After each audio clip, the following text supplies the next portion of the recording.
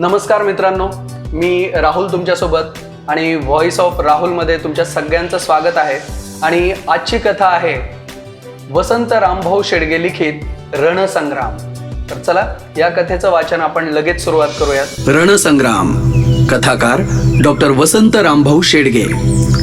आजच्या काळात एक सैनिक तब्बल 30 वर्ष केवळ देशनिष्ठेपायी एका जंगल प्रदेशात एकटाच लढत राहिला, लपून छपून जगत राहिला.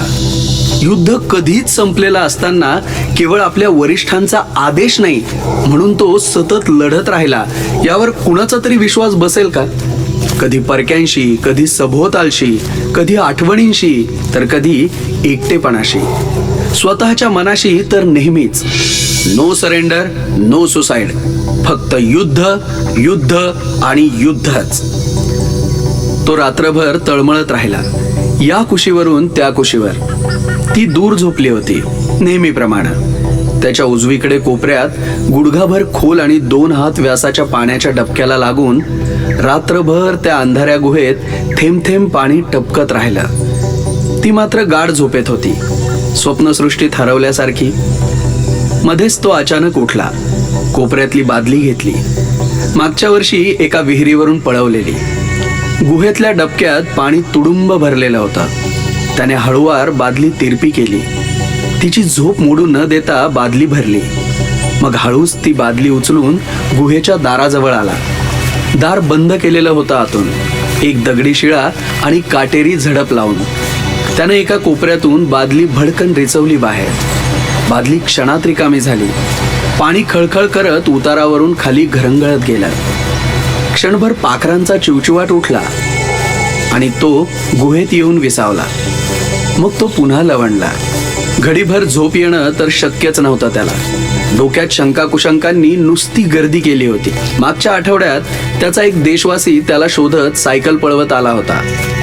युद्ध कधीच संपलंय असं सांगून त्याला घ्यायला तो पुन्हा येणार होता. जाताना मनात वादळ पेरून गेला होता. त्याचं म्हणणं जर खरं असेल तर, युद्ध खरंच संपलेलं असेल तर, जाऊ दे, हा वनवास तरी संपेल एकदाचा. तो पुन्हा झोपण्याचा प्रयत्न करू लागला. 30 वर्ष म्हणजे एक आयुष्य जवळजवळ त्यानं आणि योगायोगाने तिनं इथे घालवलं होतं. या समुद्राकाठच्या बेटावर, घनदाट राईत आणि असंख्य डोंगर रांगांच्या कडेकपारीत अनेक ठिकाणी भटकत राहिला. या गुहेत यायला त्याला वर्ष झालं असेल. खरं तर घड्याळ आणि कॅलेंडर शिवाय तो जगत होता, वेळ आणि काळाच्या पलीकडे जाऊन. त्याच्याच भाषेत सांगायचं तर शेकडो दिवस आणि हजारो रात्री दमट उन्हाच्या, तुफानी पावसाच्या, बोचऱ्या थंडीच्या, भयानक श्वापदांच्या आणि शत्रूंच्या अनाहूत आक्रमणाची प्रचंड भीती मनात दाटलेली. फळ पडल्याचा आवाज जरी झाला तरी तो दचकून उठे आणि आपलं शस्त्र सावरून गुहेच्या दाराशी कानोसा घेत उभा राहील. मग तो अधिकच आक्रमक होई, कुणावरही चालून जाई. आतापर्यंत त्याने 50 माणसं टिपली असतील, 200 वर जखमी केली असतील. गाई, म्हशी, ससे, हरणं, आणखी बरंच काही. जे सापडलं ते युद्ध समजून, तर कधी पोटाची आग शमवायला. एकदा तर त्याने गुप्तहेर समजून एका चिंपांझीलाच भोसकलं होतं. मात्र नंतर त्या निष्पाप प्राण्याला पाहून त्याच्यासारखाच तोही तडफडला होता. त्याला हे करणं भाग होतं, कारण तो एक लढवय्या सैनिक होता. तो 20 वर्षांचा असताना त्याच्या वडिलांनीही अशाच एका युद्धात वीरमरण पत्करलं होतं.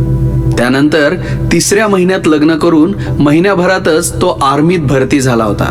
नंतर महिनाभर training school, intelligence officer, war commando 2nd lieutenant म्हणून भरती, आणि मग इथे या बेटावर गनिमी युद्धासाठी लेफ्टनंट म्हणून त्याचं आगमन झालं होतं. तुला लीड करायचंय. शेवटचा सैनिक जिवंत असेपर्यंत या बेटावरून शत्रूला हकलायचंय. बंदर, रस्ते, धावपट्ट्या उखडून टाकायच्या. माझा आदेश येईपर्यंत जगायचंय तुला. कसंही मांस खाऊन, नारळ पाणी पिऊन आम्ही रसद पुरवत राहू. युद्ध संपलं की मीच येईल तुम्हाला सांगायला. त्याशिवाय इथून हलायचं नाही. कमांडिंग ऑफिसरच्या त्या सूचना त्याने डोक्यात अगदी फिट्ट करून ठेवल्या होत्या. त्याची आणि त्याच्या पत्नीची अवघ्या 15 दिवसांची ओळख. आता 30 वर्षानंतर त्याला तिचा चेहराही नीटसा आठवत नाही. इथे आला तेव्हा युद्धाच्या धुमश्चक्रीत तो गुंतत गेला, वाहवत गेला. घर दार, विधवा आई, त्याची नववधू त्याच्या स्मृतीतून हळूहळू धुसर होत गेले. पूर्णपणे मात्र गेले नाहीत. काही दिवसात सैनिकांना एकटं वाटू नये म्हणून त्यांच्या सरकारनं 10-20 मुली पाठवल्या या बेटावर. हळूहळू त्या पांगल्या, सैनिकांच्या तुकड्यात वाटल्या गेल्या. सैन्याच्या इथे अनेक तुकड्या होत्या. पुढे पुढे त्यांचा आपापसात मेळ जमेना. वरिष्ठांकडूनही स्पष्ट आदेश येईना. त्यातल्या काही वरिष्ठ सैनिकांनी यांना वेगळं पाडलं. मग तो आणि त्याच्यासारखेच 3 वफादार मित्र यांनी त्यातल्या एका मुलीला सोबत घेऊन लपून छपून आपल्याच हिमतीवर कारवाया करत राहायचं ठरवलं. दिवस जात राहिले तशी युद्धाची तीव्रता कमी वाटू लागली. स्पष्ट आदेश नव्हताच. जंगलातून बाहेर डोकावलं तर सैनिकांच्या तुकड्या दिसत.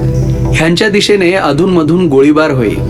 एकदा किंवा अनेकदा, खरं तर अगदी खालून लोकल आर्मीची चॉपर येत. युद्ध संपलंय, बाहेर या अशी पत्रके फेकून जात. अन्न पाणी, औषधी, गोळ्यांची रसद कधीचीच थांबली होती. ते चौघं आणि यांच्यात खूप चर्चा झडल्या. युद्ध संपल्याची मात्र एकाचीही खात्री पटली नाही. प्रत्येक वेळी ही शत्रूची नवीन चाल असावी असं त्यांना वाटू लागलं. मात्र तिला वाटायचं अधूनमधून की युद्ध संपलंय, पण शंकेखोर मनाला मरणाचीही भीती वाटायची. आणि खरं म्हणजे जावं तरी कुठे, कुणाकडे, कोण उरलंय या जगात आपलं ह्यांच्याशिवाय, असा विचार करत ती आला दिवस काढत राहिली. गोळीबार झाला की ते मग काही काळ लपून राहत, चिडी चूप, कधी झाडावर, कधी झुडपात, रात्र मात्र गुहेत काढत. लोक झोपत तेव्हा ते जागे असत. पुढे 1-2 वर्षात तिघेही साथीदार गायब झाले. 2 शत्रूला भिडले अचानक आणि चकमकीत ठार झाले. तिसरा मात्र ठरवून केल्यासारखं न सांगताच पळाला. कुठे गेला देवास ठाऊक. मात्र त्यानंतर कित्येक दिवस पुन्हा युद्धबंदीची पत्रके पडत राहिली. भोंग्यातून घोषणा देऊन बाहेर बोलावलं जाऊ लागलं आणि युद्ध अजून संपलेलं नाही याची त्यांना खात्री वाटत गेली. ती आस तागायत. मग उरले फक्त तो आणि ती. लपत छपत जगत राहिले. भीतीकडे कानाडोळा करून एकमेकांची हिंमत वाढवत राहिले. कधीतरी मूड छान जमला की तो तिला केसात माळायला फुलं घेऊन ये. ती त्याचे जीर्ण झालेले कपडे धुई. तो तिच्या खाण्याची व्यवस्था करी. ती त्याला तिच्या कुटुंबाच्या गोष्टी सांगे. तो आपल्या वडिलांच्या पराक्रमाचे गाणे गाई. ती संघर्षाला वैतागली होती. तो संघर्षात पुरता अडकला होता. तो एका साम्राज्यवादी देशाचा सैनिक होता. ती सैन्याच्या अत्याचाराची बळी होती. घरदार नष्ट झालेला असताना भरभक्कम रक्कम देऊन अशा कितीतरी देखण्या मुली सैन्यात भरती केल्या गेल्या होत्या. सत्य कळलं तेव्हा फार उशीर झाला होता. ती सहजच मागचं सगळं विसरून त्यांच्यात रमली. कम्फर्ट वुमन म्हणून जंगलात आली आणि त्यांची सखी होऊन राहिली. आगाऊ रक्कम म्हणून एकदाच पगार मिळालेला तिने अजूनही जपून ठेवलाय, लपवून ठेवलाय. त्याने पाहिला अनेक वेळा, पण कधी विचारलं नाही. मुद्दाम कानाडोळा करत राहिला. हे तिलाही माहिती होतं. आठवड्यापूर्वी एके दुपारी अचानक एक भटका सायकल पळवत रस्त्यावर आडवा आला. ह्यानं एकदम बंदूक सावरली. नेम धरून गोळी मारणार एवढ्यात त्याने दोन्ही हात वर केले आणि याला समजणाऱ्या मातृभाषेत बोलू लागला. थांब हिरू, मारू नकोस. समभाषिक भेटल्यामुळे ह्याचा त्या भटक्यावर पटकन विश्वास बसला. मग तो तासभर फक्त ऐकत राहिला. त्यानं जे काही सांगितलं ते ऐकून हा भर उन्हात गोठलाच जणू. तो परत गेला, पुन्हा येण्याची खात्री देऊन. आठवड्याभरात युद्ध संपल्याचा काहीतरी दस्तऐवज घेऊन येणार होता तो. हिरू पळत गुहेकडे आला आणि आनंदाने तिला बोलू लागला. रोजा, रोजा, रोजा, युद्ध संपलंय. मागील 30 वर्ष सतत लढत राहून त्याला शत्रूची शंका घ्यायची सवयच लागली होती. मात्र यावेळी प्रथमच शांतपणे त्याने कुणाचं तरी ऐकून घेतलं होतं. पुढे रोज रात्रंदिवस त्यांच्या बोलण्यात हाच विषय होता. तो फुलला होता, मात्र ती कोमेजून गेली होती. ती हसावी, फुलावी म्हणून तो तिला फुलासारखं ठेवू लागला. म्हणू लागला, मी तुला असंच फुलवत ठेवेन. खरंच? ती अविश्वासाने म्हणू लागली, जंगलात सकाळी लवकर उजाडत नाही, गुहेत तर विचारणंच नको. सूर्य चांगला डोक्यावर आला तरी हिरव्यागार जमिनीवर चमकतात फक्त कवडसे. 30 वर्षात हिरू आता अंधाराला चांगलाच सरावला होता. या उलट जंगल सोडून मोकळ्या मैदानात आलं की त्याला दिशाभ्रम होई. माणसांचा किलबिलाट त्याला सहन होईनासा झाला. पक्ष्यांची किलबिल ऐकून तो पुन्हा उठून बसला. बसल्या जागी अंग मोडलं, आळस टाकला. तिच्याकडे पाहून त्याने नेहमीची शीळ वाजवली. ती अंथरुणावर उठून बसली. अंथरुण कसलं ते, कधीतरी एका शेतकऱ्याच्या अंगणातून पळवलेली ताडपत्री होती ती. दोघांनी मिळून गुहेत अर्धा अधिक संसार असाच जमा केला होता. बाहेर उजाडलं का? तिने त्याला बसल्या जागेहून प्रश्न केला. नाही वाटतं अजून, थांब बघतो, असं म्हणत तो अंधार कापत गुहेच्या बंद तोंडाशी गेला. काटेरी झडप हलवली. दगडी शिळेला जोर लावून सरकावलं. गुहेचं अंतरंग खुलून गेलं. ही एक अर्धवट खोदून सोडलेली गुहा होती. भिंतीवर काही चित्र दिसत होती. तिने रिकाम्या वेळेत रेखाटलेली. 5-10 मिनिटात उजाडेल बहुतेक. त्याच्या बोलण्यात वर्षानुवर्ष, मिनिट, सेकंद आणि तासांचा उल्लेख होई. स्वतःचं बंद घड्याळ कधीच फेकलं होतं त्याने गवतात. मागे एका गनिमाला गोळी घालून ठार केलं त्यावेळी त्याचं घड्याळ पळवलं. मग त्याने सेल संपला आणि तेही निकामी झालं. त्याच्याकडे कालमापनासाठी सध्या काहीच नव्हतं. होता तो फक्त बाहेर उजेड आणि गुहेत अंधार. हिरू, झोप ना आणखी थोडा वेळ. का उठलास लवकर? झोप नाही येत आता रोजा. का? आठवण आली का? आठवण कुणाची? तुझ्या बायकोची. छे, तिची आठवण येणं कधीच बंद झालंय. ती शेवटचं माझ्या स्वप्नात यायलाही आता जमाना उलटला. का असं? माहित नाही. कदाचित साऱ्या संवेदनाच आता बोथट झाल्या असतील, किंवा 15 दिवसातल्या त्या छोट्याशा आठवणी पुन्हा पुन्हा उगाळून मेंदूही थकला असेल. खोटं बोलतोस? नाही ग, देवा शपथ खरं. का बरं अविश्वास रोजा? या जंगलात गेली हजारो वर्ष तूच तर आहेस माझ्यासोबत. आई, वडील, बहीण, भाऊ, बायको, मुलगा, मुलगी, सारं काही फक्त तूच ना ग. बोलता बोलता तो गहिवरला. तिनेही डोळे टिपले. तो तिथेच अंधाऱ्या गुहेत अंधार छताकडे शून्य नजरेने पाहत बसला. ती हलकेच सरकली, त्याच्याजवळ येऊन बसली. सवयीने त्या अंधारातही एकमेकांना पाहू शकत होते. तिने त्याचे हात हातात घेतले. तिच्या मांडीवर डोकं ठेवून शांतपणे तो रडू लागला. हळुवार हुंदके देत हजारो दिवसानंतर तो आज प्रथमच भावनाविवश होऊन रडत होता. हे काय हिरू, तुझ्या डोळ्यात अश्रू? काय बघते मी हे? हा, आमचा सेनापती आणि एवढा हळवा? का बर? मी माणूस नाही? तू, मी अगदी सामान्य माणसं रे. पण तू सैनिक आहेस आणि मी आहे एक कम्फर्ट वुमन. आपण ड्युटीवर आहोत. आपल्याला रडणं नाही शोभत. रडण्यास मुभा नाही. पण खरं सांगू रोजा, रडलं की कसं मोकळं मोकळं वाटतं. माझी तर आसवच आटलीत. मी काय करू? त्याने तिच्या गालावर हळुवार थोपटलं. क्षणात ती मागे गेली. कितीतरी वर्ष तिची आई तिला असंच झोपवायची. वडील खांद्यावर बसून माळरानावर फिरवायचे. बहीण तिला पाठीवर बसवून घरकाम करायची. पण लगेच तिची तंद्री भंग झाली. ती त्याला म्हणाली, मातृभाषेत बोलणारा देशवासी भेटला त्या दिवसापासून तू गडबडलास की नाही? खरं सांग. थोडंसं खरं आहे ते. निदान पुढे पुढे धावणाऱ्या मनाला क्षणभर थांबायची एक संधी मिळाली. स्मृतीला ताण दिला. काही आठवतंय का ते पाहिलं. मग आठवली ना ती? नाही, कुणीच आठवेना. स्मृतिभ्रंश झालाय बहुतेक. माहित नाही काळाच्या ओघात कोण कुठं असेल. तुला माहितीये, माझ्या देशात प्रचंड बॉम्बस्फोट झाले. अर्धा अधिक देश जळून खाक झाला आणि बाकीचे लंगडे, आंधळे, बहिरे आणि विद्रूप. ओ माय गॉड, काय काय शोध लावतात आणि मानवाचाच नाश घडवून आणतात. हिरू, युद्धाचं काही खरं नसतं रे. युद्धात काहीच खरं नसतं. सगळं क्षम्य. देशभक्तीच्या गोंडस नावाखाली सगळं चालवून घ्यायचं. कसलं हे युद्ध असं? जाऊ दे, शांत राहा. आपल्या देशात गेल्यावर पाहू काय ते. आपला देश? माझा कुठला देश आता उरलाय? होय, आपला देश. तू मला सुख दिलंस, पर्यायाने माझ्या देशाची सेवा केलीस. तोच देश आता तुला आश्रय देईल. आपण असंच इथं काढली एवढी वर्ष राहून देशाला पूर्वपदावर आणू, जगाला शांतीचा संदेश देऊ.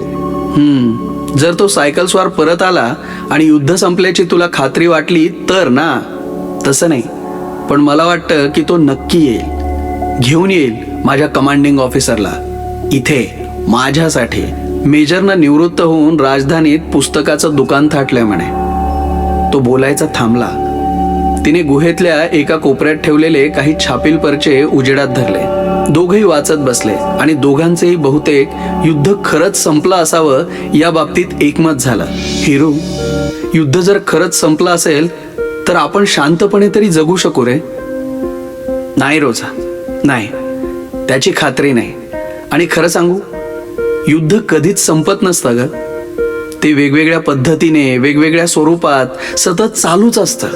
तुम्ही कधी त्यात भागीदार असता तर कधी साक्षीदार. म्हणजे जीवन हे असंच. हो रोजा, जीवन म्हणजे एक न संपणारं महायुद्धच असतं. रणनीती बदलते, रणभूमी बदलते, रणसंग्राम मात्र चालूच असतो, अखंड, अविरत. ती क्षणभर बधीर झाल्यासारखं बसून राहिली. गुहेबाहेर हळूहळू प्रकाश वाढत चालला होता. प्रथम दूरवरून एक कोंबडा आरवला. मोर लांडोरीचा एक जथ्था फेर धरून नाचू लागला. एक भुरकट कोल्हा गुहेत डोकावून गेला. समोरच्या झाडावरली माकडं मस्ती करू लागली. थोड्याच वेळात त्यांच्या लिलांनी जंगल दणाणून गेलं. त्याने तिचा हात पकडला, म्हणाला, चल जरा वेळ बाहेर बसूयात. त्याने तिला प्रथम गुहेच्या बाहेरून वर उंच डोंगरावर चढवलं. अर्धा अधिक बेट त्यांना या उंच सुळक्यावर बसून दिसू लागला.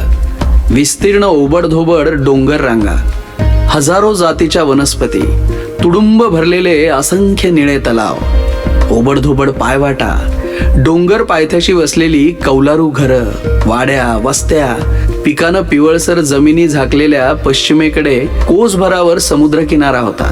दूर दूर विस्तीर्ण पसरलेली वाळू, कोवळी, सळसळती, सोनेरी. जंगलात मध्येच एक दोन ठिकाणी चमकणारी प्रार्थना स्थळं. तो तिला सगळं समजावून सांगू लागला. तिने मध्येच प्रश्न केला, आपण नाही गेलो प्रार्थना स्थळात कधी? ते कोणत्या धर्माचं रे? माहित नाही, मीही गेलो नाही कधी. आणि सैनिकाला कुठला आलाय असला धर्म? मग छावणीत सगळ्यांची प्रार्थना स्थळं का असतात? आत्मबळ वाढवण्यासाठी. देवाचं नाव लढायला बळ देतं, तसंच मरणाची भीतीही संपवतं. स्वर्गाचं आमिष खरं वाटायला लागतं. खरं तर सैनिकाला पुरतं पागल आणि अधीन करणाऱ्या या गोष्टी हेतुपुरस्सरच निर्माण केल्या जात असाव्यात. तो असं मनातलं बोलला खरं, मात्र फार उशिरा. 30 वर्षानंतर त्याला आता, आज प्रथमच युद्धाची निरर्थकता आणि अपरिहार्यता यातला सहसंबंध कळला. तुला आज पश्चाताप होतोय युद्धावर आल्याचा? नाही, पश्चाताप नाही होत. त्यावेळी जे योग्य वाटलं ते करत गेलो. युद्ध ज्वरानं देशनिष्ठेला आवाहन केलं आणि मी जवानीच्या जोशात युद्धात उडी घेतली. पण ते बॉम्बस्फोट, हुकुमशाही, छळ छावण्या, युद्धकैदी आणि लाखो विधवा माता, अनाथ मुलं, असहाय्य वृद्ध आणि धरतीचा विनाश करणारी संहारक अस्त्र.